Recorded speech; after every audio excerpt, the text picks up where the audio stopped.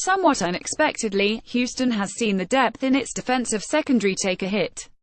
On his personal Twitter account Tuesday, Collin Wilder announced that he has decided to transfer from the football program and will be reopening my recruitment. No specific reason for the departure was given. "Thank you University of Houston for some great memories for me and my family," the safety wrote. "I will always love this city and the people who supported me every day.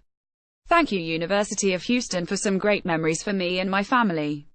I will always love this city and the people who supported me every day. But I have now been granted permission by the university for other schools to contact me. I will be reopening my recruitment." Collin Wilder, Collin April 3, 2018. A three-star member of the Cougars' 2016 recruiting class, Wilder was rated as the No. 94 player at any position in the state of Texas. Just one defensive player in his class that year, five-star defensive lineman Ed Oliver, was rated higher than Wilder. After playing in all 13 games as a true freshman, he played in the first 2 games of 2017 before he suffered what turned out to be an ending knee injury. The king of college football isn't backing down one bit from the chosen one NBA king. Earlier this week, it was reported that LeBron James' multimedia company, Uninterrupted, had sent a letter to Alabama's football program expressing a concern over a possible copyright infringement regarding a series of videos capturing typical barbershop conversations. The Alabama version, called Shop Talk, shows a barbershop-like conversation involving Crimson Tide head coach Nick Saban and former Crimson Tide standouts Julio Jones, Eddie Jackson and Ryan Anderson. LeBron's version, dubbed The Shop, had already seen a pair of episodes released prior to UA doing theirs.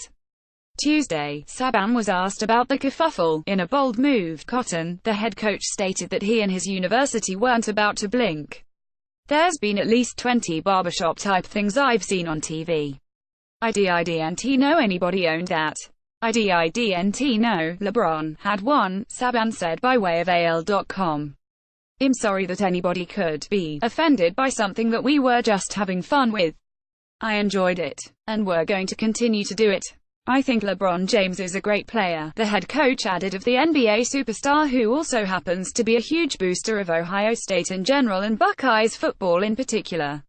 LeBron's response. Nick Saban, Alabama, proceeding with barbershop show. "Not if LeBron can help it. I respect him as a coach, but he'll be damned if he'll allow someone to use our platform or try to do the same thing we're doing and just think it's okay," he said.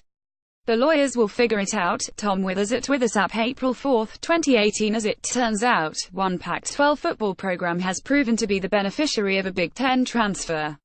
In a release late Tuesday night, Cal announced that Ian Bunting has joined Justin Wilcox's squad after signing a financial aid agreement with the university's athletic department. Bunting comes to Berkeley as a graduate transfer from Michigan, which means he'll be eligible to play for the Golden Bears in 2018.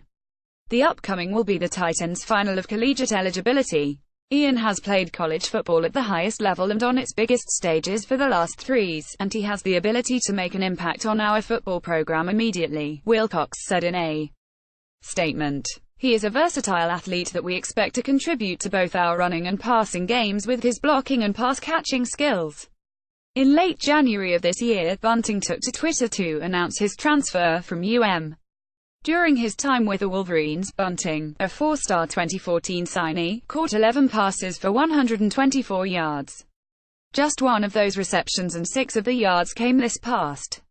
In 2016, Bunting started the only 7 games of his UM career. There's a headline you don't see every day.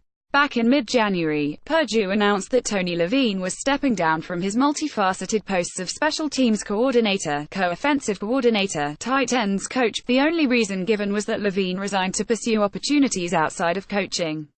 In a piece from Bruce Feldman of SI.com, we learned just what that specific opportunity was, as the owner-operator of a Chick-fil-A in a Houston suburb that will be opening next month. "The reasons when I was 23 years old that I wanted to get into coaching," Levine told Feldman, "the things that I've been passionate about for most of my life, developing people, team building, identifying and recruiting talent, competing, while I had a love for those, I saw an opportunity with Chick-fil-A to become an owner-operator where a lot of those same things that I was passionate about I could keep doing, and the ability to stay in Houston was very important to my wife and I and our family as a whole." Levine was an assistant coach at Houston from 2008 to 2011, then took over as the Cougars head coach when Kevin Sumlin left for the same job at Texas A&M in December of 2011. He went 20-17 from 2012 to 14, but was fired after posting a 7-5 record in what turned out to be his final at the AAC school in 2014. And, as it turns out, landing a Chick-fil-A franchise is kind of a prestigious deal. From Feldman's piece, getting the opportunity to own a Chick-fil-A franchise, though, isn't much easier than landing a 5-star recruit. In 2016, the company had about 40,000 owner-operator applications, and less than 100 were selected, according to Carrie Kurlander, Chick-fil-A's VP of External Communications. The selection process is rigorous, she says.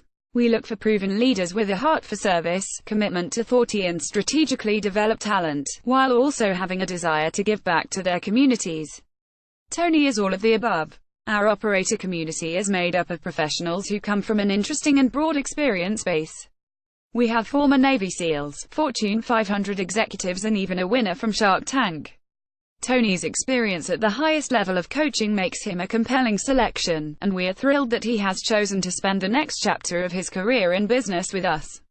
Cliff Kingsbury has lifted the suspensions of 4 players who were arrested following a nightclub scuffle last week.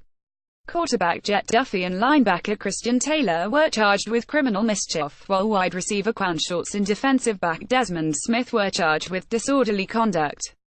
The group performed their internal punishment and will now return to the practice field. Thought it has yet to be determined if they will partake in Saturday's practice in Frisco, Texas. Yeah, they served their suspension the previous week and their punishment, Kingsbury told KCBD-TV. So we got them back out there, taking some reps.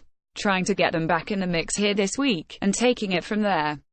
Shorts has appeared in 18 career games with 14 grabs for 233 yards and 2 touchdowns. Smith collected 46 tackles and an interception last, while Taylor posted 5 tackles in 13 games. Duffy is expected to compete with McLean Carter for the starting quarterback job.